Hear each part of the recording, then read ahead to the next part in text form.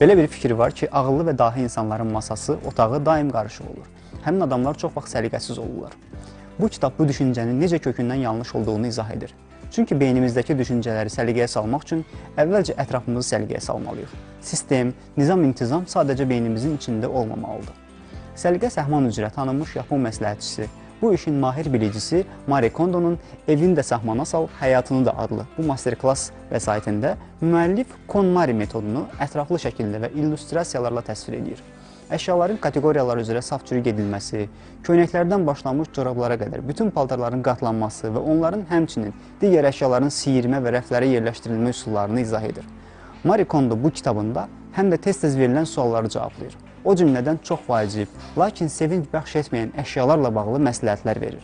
Bu hər tərəfli masterklass vəsaiti mətbəx avadanlıqları, təmizlik ləvazimatları, hobi əşyaları və rəqəmsal fotoşəkillər də daxil olmaqla hər şeylə bağlı dəyərli tövsiyələr sayəsində evinizi də səhmana salacaq, həyatınızı da.